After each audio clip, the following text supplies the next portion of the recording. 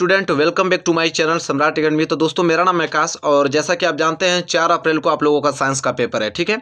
और एक मैं मॉडल पेपर लेकर आ गया हूं ओनली फॉर केमिस्ट्री के लिए, ठीक है। क्योंकि केमिस्ट्री बहुत लोगों को कमेंट आ रहा था केमिस्ट्री मोस्ट इंपोर्टेंट क्वेश्चन बताइए, उसके मॉडल पेपर के क्वेश्चन करा दीजिए। तो देखिए फाइनली मैं मॉडल पेपर का लेकर आ गया हूँ आप लोगों को क्वेश्चन जो कि बहुत ही ज़्यादा इंपॉर्टेंट है, ठीक है।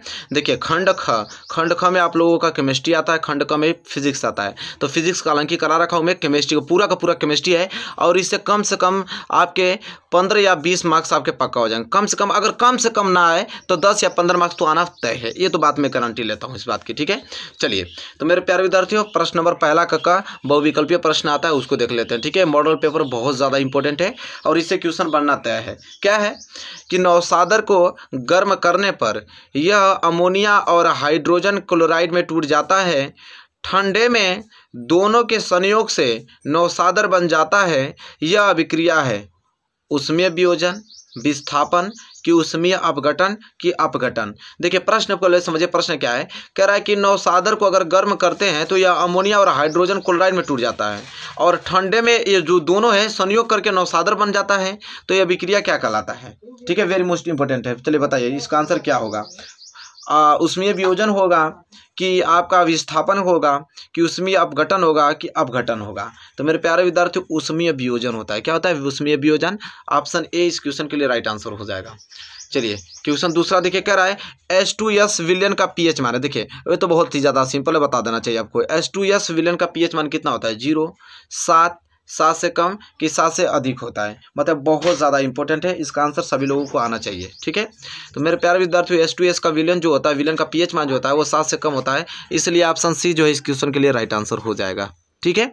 चलिए तीसरा देखिए बहुत ज़्यादा इंपॉर्टेंट है कि एसिटिक एसिड क्या है। एसिटिक एसिड, एसिटिक एसिड में जो क्रियात्मक समूह है वो क्या है आपका, ठीक है, बताइए। चलिए देखिए एसिटिक जो एसिड है इसमें जो क्रियात्मक समूह क्या है, 4 ऑप्शन दिया, बताइए इन 4 ऑप्शनों में से क्या है। बहुत ज़्यादा इंपॉर्टेंट है मेरे प्यारे विद्यार्थियों, ये प्रश्न बनना आप लोगों के तय, क्योंकि वेरी वेरी मोस्ट IMP बहुत बार बन भी चुका है ये प्रश्न, ठीक है। और मॉडल पेपर में भी दिया आप लोगों का। तो एसिटिक जो एसिड है इसका क्रियात्मक समूह क्या होता है, तो COOH होता है। क्या होता है COOH होता है, ठीक है। इसको जरूर से आप तैयार करके जाइएगा। चलिए ये आपका पहले का ग हो गया, पहले का घ देखते हैं।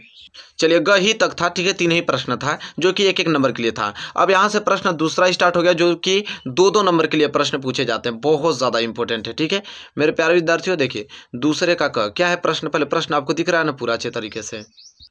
चलिए दूसरे का क देख लेते हैं। क्या है कि सोडियम को किरोसिन तेल में डुबोकर क्यों रखा जाता है। बहुत ज़्यादा इंपॉर्टेंट है। कह रहा है कि जो सोडियम होता है तो सोडियम को किरोसिन तेल में डुबोकर क्यों रखा जाता है। तो देखिए उत्तर कैसे लिखेंगे इसका कि सोडियम जो है वो सामान्य ताप पर भी नमी तथा ऑक्सीजन के साथ तेजी से अभिक्रिया करता है। जो सोडियम आपका है वो नॉर्मल तापमान पर भी और नमी तथा ऑक्सीजन के साथ क्या करता है, तेजी से अभिक्रिया करता है। किंतु यह जो है किरोसिन के साथ न तो कोई अभिक्रिया करती है और न ही इसमें घुलती है। अतः जो सोडियम होता है, सोडियम को किरोसिन तेल में डुबोकर रखा जाता है। क्योंकि सोडियम में भाई डुबोकर रखेंगे किरोसिन तेल में सोडियम को, तो न तो उसमें घुलेगा ही न तो उसके साथ अभिक्रिया करेगा, तो इसलिए उसको डुबोकर रख सकते हैं, ठीक है। चलिए दूसरे का ख देखिए, दूसरे का ख क्या है प्रश्न बहुत ज़्यादा इंपॉर्टेंट है कि मैग्नीशियम की तरह रासायनिक अभिक्रियाशीलता दिखाने वाले 2 तत्वों के नाम लिखिए और आपके चयन का क्या आधार है, ये भी आपको बताना है। कि जिस प्रकार मैग्नीशियम की रासायनिक अभिक्रियाशीलता अधिक है उसी प्रकार किसी न किसी 2 तत्वों का नाम लिखना है और आपके चयन का क्या आधार है, आपने किस प्रकार उसको चयन किया कि हाँ भाई ऐसा होना चाहिए, उसको भी बताना है। तो देखिए आपका कैल्शियम एक बेरियम, कैल्शियम और बेरियम जो है आपका इसकी जो अभिक्रियाशीलता है बिल्कुल मैग्नीशियम जैसी ही है। देखिए क्या किस आधार पे हमने इसको चयन किया है। तो पहला है ये दोनों तत्व मैग्नीशियम समूह के हैं। ये जो दोनों तत्व हैं कैल्शियम और बेरियम, ये दोनों तत्व मैग्नीशियम समूह के हैं और इन दोनों तत्वों में मैग्नीशियम की तरह 2 संयोजी इलेक्ट्रॉन होते हैं, इसलिए इसको हमने चयन किया है, ठीक है। तो देखिए ये भी कारण भी हमने आप लोगों को बता दिया, कारण भी पूछा था ना आपको कि आपने चयन का क्या आधार है, किस आधार पे आपने इसको चयन किया है। तो मेरे प्यारे विद्यार्थी दूसरे का ख भी यहाँ पे क्लियर हो गया, बहुत ज़्यादा इंपॉर्टेंट है। अब दूसरे का ग देखने वाले हैं, ये 2-2 नंबर के लिए प्रश्न पूछे जाते हैं। चलिए दूसरे का ग है, देखिए यहाँ पे पूरा दिखा दूँ। हाँ क्या है कि सिल्वर के शोधन में, सिल्वर मतलब चांदी के शोधन में सिल्वर नाइट्रेट के विलयन से सिल्वर प्राप्त करने के लिए कॉपर धातु द्वारा विस्थापन किया जाता है, इस प्रक्रिया के लिए अभिक्रिया आपको लिखना है। ठीक है, तो देखिए यहाँ पे कॉपर है, ठीक है, और ये आप लोगों का सिल्वर नाइट्रेट है, AgNO3 सिल्वर नाइट्रेट। तो कॉपर जब सिल्वर नाइट्रेट के साथ अभिक्रिया करता है तो देखिए कॉपर नाइट्रेट और देखिए सिल्वर को क्या कर दिया, विस्थापित कर दिया। तो यही बोला ना कि सिल्वर के शोधन में जब सिल्वर हम लोग शुद्ध सिल्वर प्राप्त करना होता है तो हम सिल्वर नाइट्रेट के विलयन से सिल्वर प्राप्त करते हैं। सिल्वर प्राप्त करने के लिए हम कॉपर धातु द्वारा कैसे विस्थापन किया जाता है, इस प्रक्रिया को बताना था। देखिए हमने लिख दिया है। ठीक है, यहाँ पे कोष्टक में रख देता हूँ, बहुत ज़्यादा इंपॉर्टेंट है, इसको नोट कर लीजिए, ये अभिक्रिया आपको बताना होगा। ठीक है, चलिए अब तीसरे का क जो कि 4-4 नंबर के लिए क्वेश्चन आते हैं। तो 2-2 नंबर वाला आपके क्वेश्चन क्लियर हो गया ना आप लोगों को। अब ये तीसरे का जो कि 4-4 नंबर के लिए प्रश्न आते हैं। क्या है प्रश्न, पूरा दिख रहा है ना आप लोगों को अच्छे तरीके से, कोई दिक्कत है इसमें? कोई दिक्कत नहीं होनी चाहिए। चलिए क्या लिखेंगे, यहाँ से स्टार्ट है। आधुनिक आवर्त सारणी में कैल्शियम परमाणु संख्या जो कि 20 है। आधुनिक आवर्त सारणी में कैल्शियम जिसकी परमाणु संख्या 20 के चारों ओर 12, 19, 21 तथा 29 परमाणु संख्या वाले तत्व स्थित हैं और इनमें से किन दो तत्वों के भौतिक एवं रासायनिक गुणधर्म कैल्शियम के समान है। ठीक है, तो चलिए देखते हैं भाई, अलग अलग सबको देखेंगे कि कैल्शियम का परमाणु संख्या 20 है, इसके चारों ओर 12, 19, 21 तथा 38 के परमाणु संख्या वाले तत्व क्या है, स्थित है और इनमें से किन तत्वों के जो भौतिक एवं रासायनिक गुणधर्म है वो कैल्शियम के समान है, वो हमको बताना है।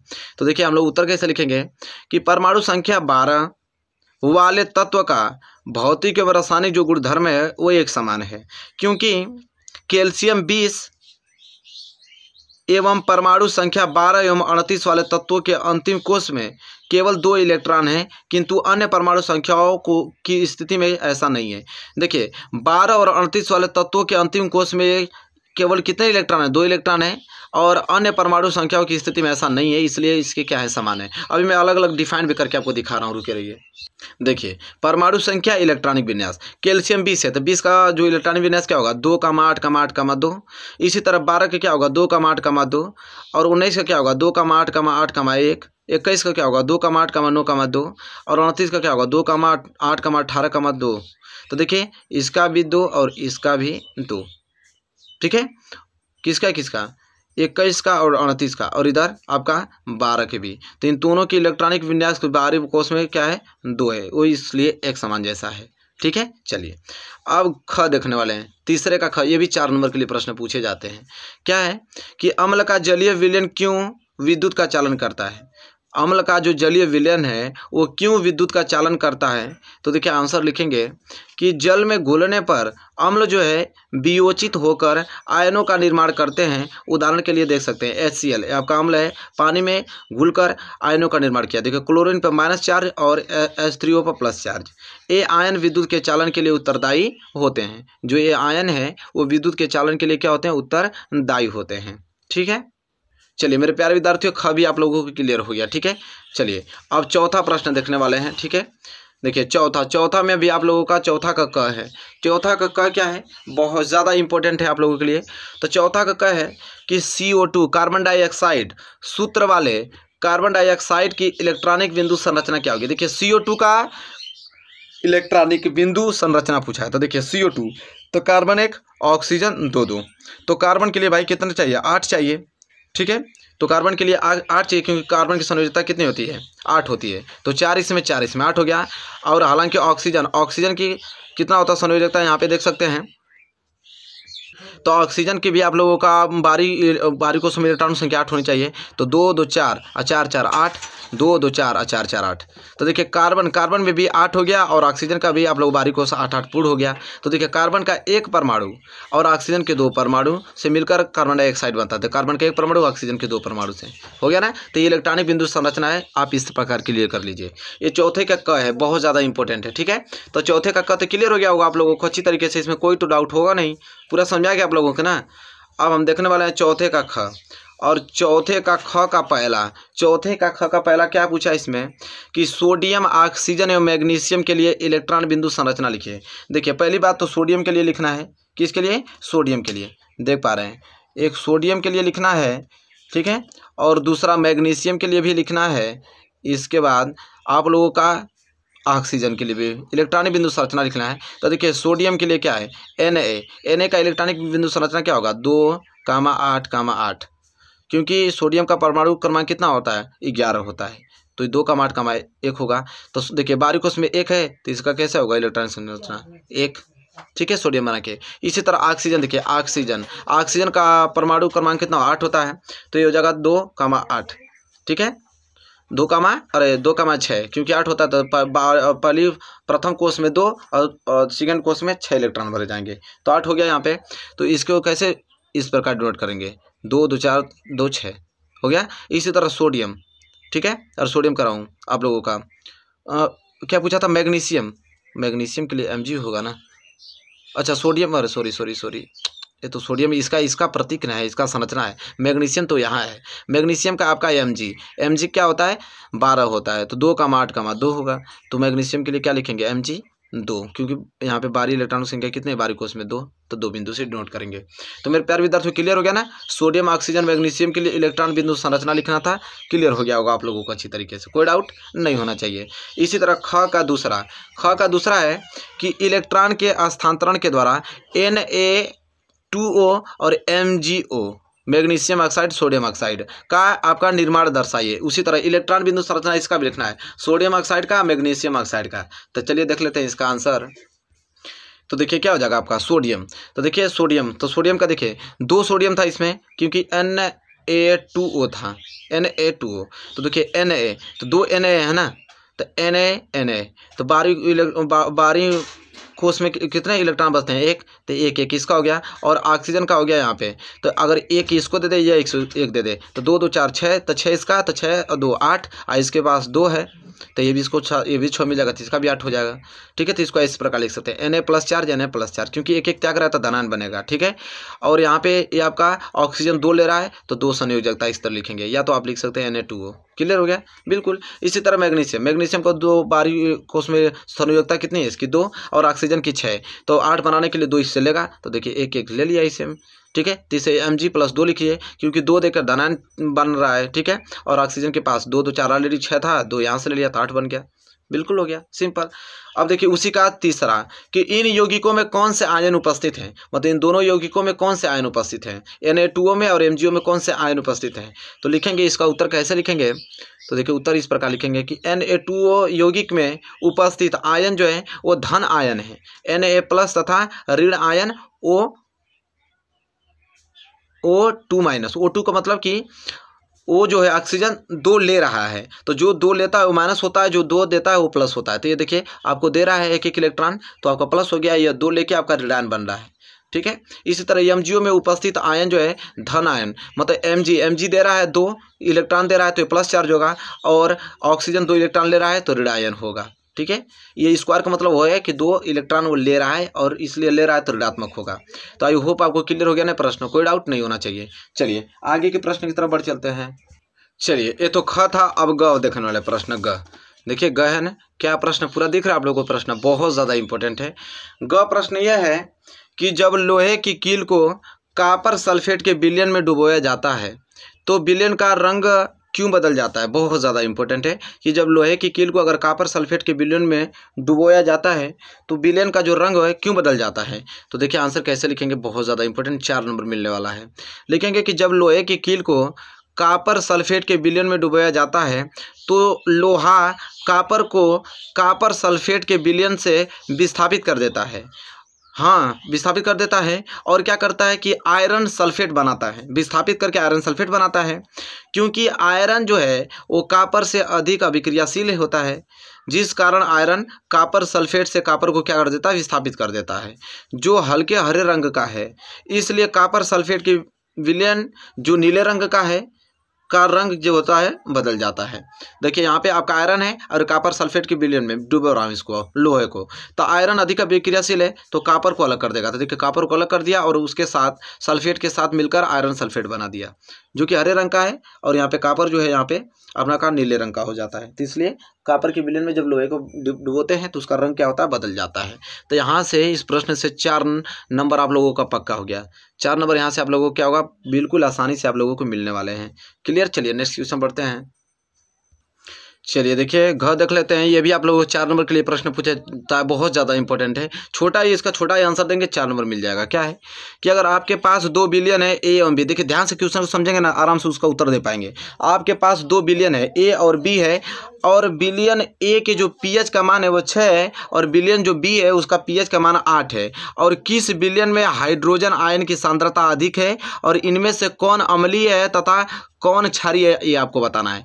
तो देखिए कितना सिंपल है। आप लोगों के पास 2 बिलियन है ए और बी, और ए का पीएच मान 6 और बी का पीएच मान 8 है। बताना है कि किस बिलियन में हाइड्रोजन आयन की सांद्रता अधिक है, और इनमें से कौन अम्लीय और कौन क्षारीय है। तो मेरे प्यारे विद्यार्थियों देखिए, बिलियन ए में एच आयन की जो आयन की अधिकता है वो अधिक सांद्रण है। बिलियन ए में एच हाइड्रोजन आयन का अधिक सांद्रण है, अतः बिलियन ए जो है अम्लीय है तथा बिलियन बी जो है वो क्षारीय है।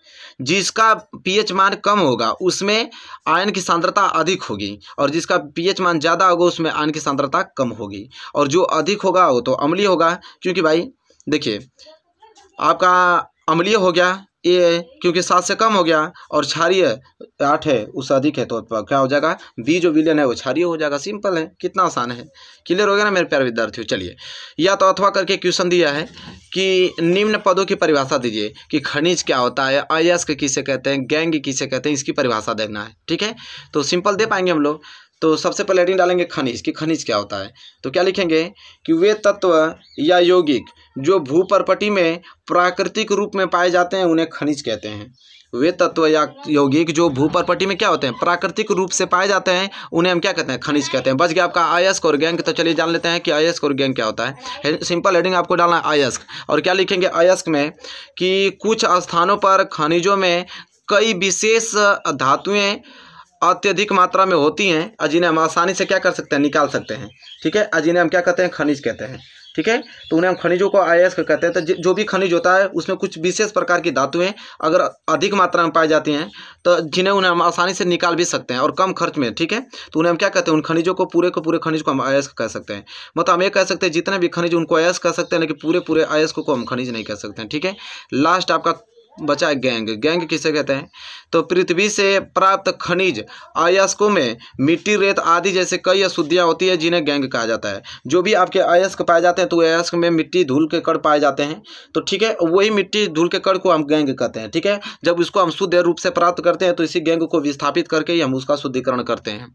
तो मेरे प्यारे विद्यार्थियों 3 पॉइंट दिया था, खनिज, अयस्क, गैंग किसे कहते हैं, तीनों हमने बता दिया। ठीक है, तो यह पॉइंट आपको पूछता है 2-2 नंबर के लिए, 6 नंबर के लिए प्रश्न पूछा जाता है। तो आई होप आपको क्लियर हो गया होगा। तो ये मॉडल पेपर सिर्फ का सिर्फ केमिस्ट्री का मॉडल पेपर था, और केमिस्ट्री अगर यहाँ से आपने पूरा मॉडल पेपर तैयार किया है तो 10 या 15 नंबर यहाँ से फिक्स है। ठीक है, चलिए मेरे प्यारे विद्यार्थियों आई होप आपको क्लियर हो गया होगा। और चलिए मिलेंगे आपसे नेक्स्ट वीडियो में, तब तक के लिए धन्यवाद। और वीडियो पसंद आए तो प्लीज़ लाइक कीजिए, और चैनल पर नया है तो चैनल को सब्सक्राइब करके बेल आइकन को प्रेस कर लीजिए।